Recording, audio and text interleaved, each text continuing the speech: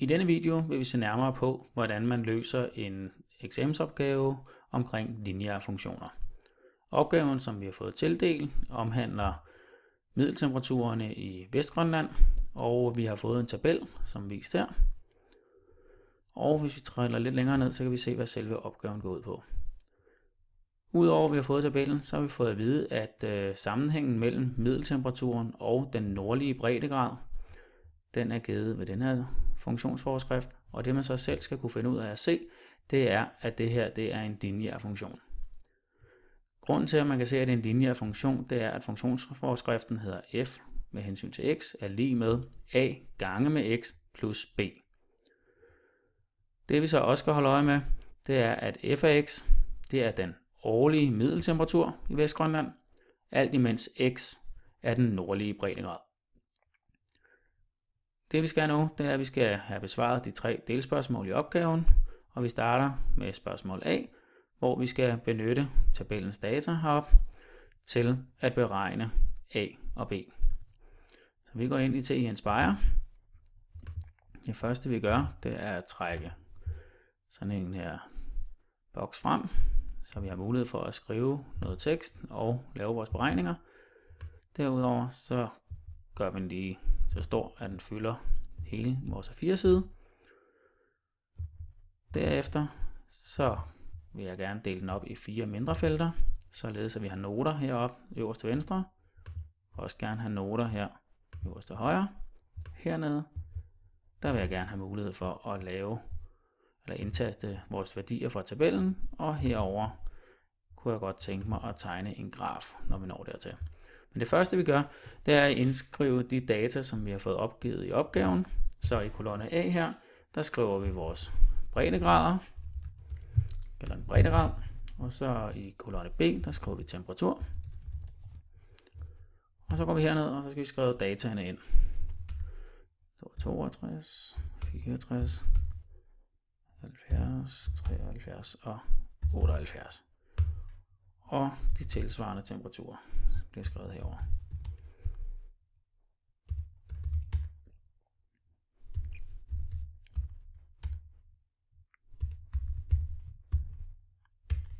Godt.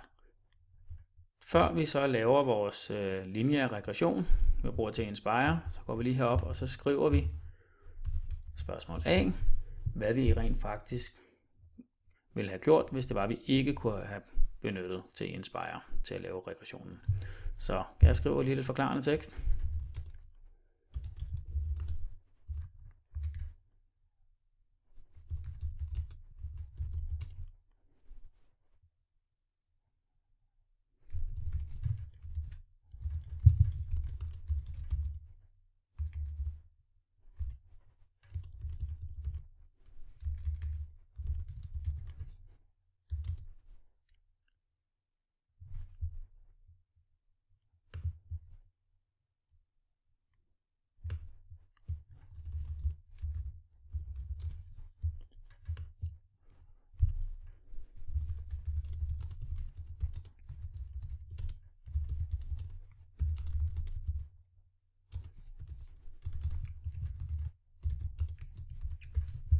Godt, så er der kommet lidt tekst på her. Udover at skrive, at det er sætning 8, vi vil have anvendt til at bestemme værdierne for A og B, så er det også en rigtig god idé at skrive den op, således at sensor vil kunne se det, hvis det er, at han ikke har den samme matematikbog, som vi har brugt i vores undervisning. Så vi skriver lige udtrykket for A op.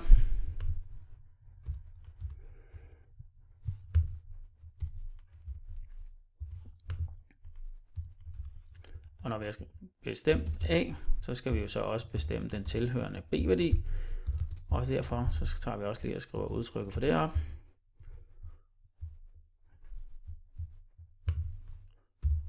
Og så y1 minus A gange H. A gange med x1. Sådan der.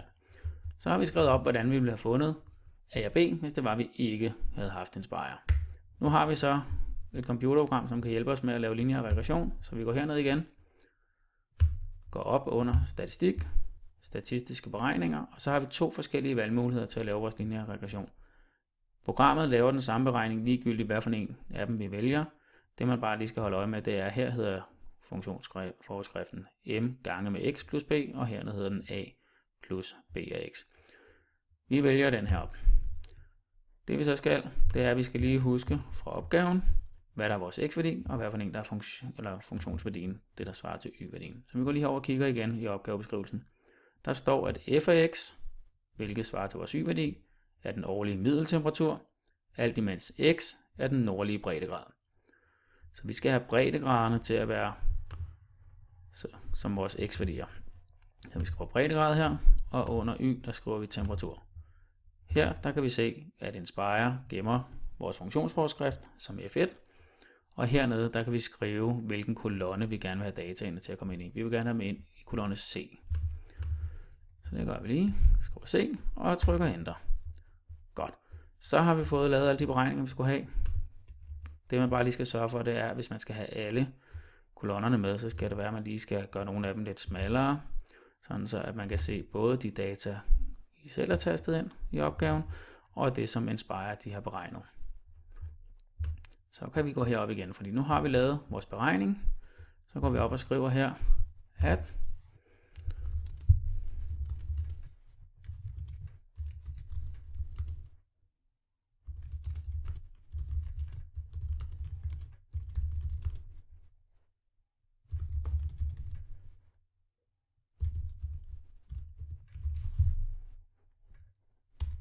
og som vi kan huske fra før, når vi så går ind i vores matematikfelt, så kan vi gemme programmet vores funktion som f1, så vi kan bare skrive f1 med hensyn til x og trykke Enter, og så har vi funktionsforskriften her. Inden vi så er helt færdige med spørgsmål A, så skal vi lige huske at skrive, hvad det er for et af de to tal, der er vores a-værdi, og hvad for et af de to tal, der er vores b-værdi. Så vi skriver her nedenunder, og nu kan vi se, nu er den lige ændret sådan der, hvor a er lige med minus 0,73, fordi a-værdien er altid den værdi, der hænger sammen med, hænger sammen med x. Og b-værdien er 46,1. Så er vi færdige med spørgsmål A. Det næste vi så skal, det er, at i spørgsmål B, går vi lige herover igen og kigger, der skal vi give en fortolkning af vores konstant A og benytte modellen til at bestemme den årlige middeltemperatur i Vestgrønland, hvis den nordlige breddegrad er på 66. Det første vi skal gøre, det er, at vi skal give en forklaring af, hvad A det er. Og A, det er jo hældningen for en lineær funktion. Men det er ikke nok bare at skrive, at A er hældningen. Vi skal også kunne forklare, hvad A er i denne her funktion. Så hvis vi lige skriver lidt tekst her.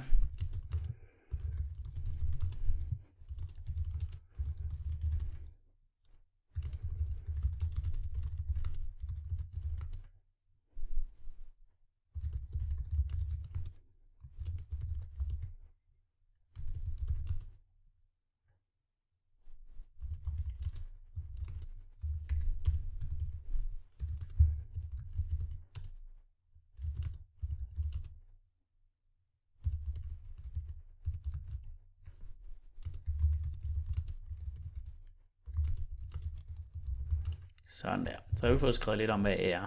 Det er måske ikke lige den bedste formulering, men det er i hvert fald rimelig klart, hvad det er, at vi prøver at fortælle, nemlig at temperaturen falder med minus 0,73 grader for hver breddegrad længere nordpå, vi kommer i Grønland. Så skal vi også beregne temperaturen ved den 66. breddegrad. Vores funktion var gemt, og vi har fået en breddegrad oplyst, som er vores x-værdi, så vi kan bare sætte 66 ind på x's plads i vores funktion, og så får vi, at temperaturen på den 66. nordlige breddegrad er cirka minus 2 grader. Det skriver vi så hernede.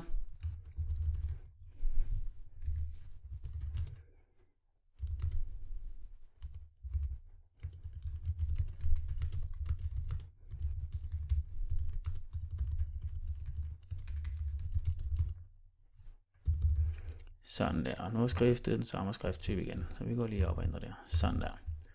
Og så skal vi lige have løst spørgsmål C. som er, at vi skal benytte modellen til at bestemme den nordlige breddegrad, når den årlige middeltemperatur i Vestgrønland er minus 10. Så i det her tilfælde, der har vi fået en temperatur, som svarer til vores funktionsværdi. Så det vi skal, det er, at vi skal anvende funktionen solve til at isolere vores x-værdi. Så vi skriver, at sætter vores funktion lige med de minus 10 grader. Vores funktion er gemt, og det er x, vi gerne vil have programmet til at finde for os. Trykker enter, og så kan vi lige skrive her, middeltemperaturen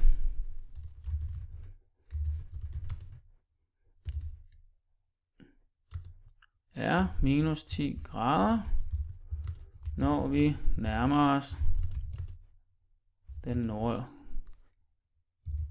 nordlige breddegrad, svarende nærmer os den nordlige breddegrad svarende til cirka 77. Og den skiftede sommer lige igen her. Så tager lige og ændrer skriftstørrelsen igen. Godt, og så er vi faktisk færdige med den her opgave. Bortset fra, at vi lige mangler at tegne vores funktion hernede. Så hvis vi lige hurtigt, den ligger op under F1. Vi har de her temperaturer som vores y-værdier, og vi har det her som vores x-værdier. Så hvis vi lige skal tegne den her, så den nordligste breddegrad, den er 90.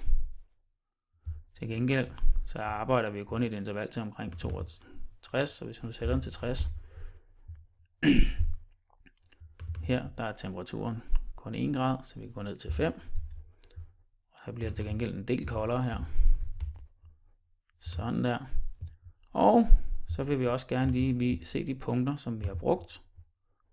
Breddegraderne og temperatur. Sådan der. Så fik vi også tegnet vores graf og kan se, hvor vores punkter de ligger. Og så blev vi færdige med opgaven.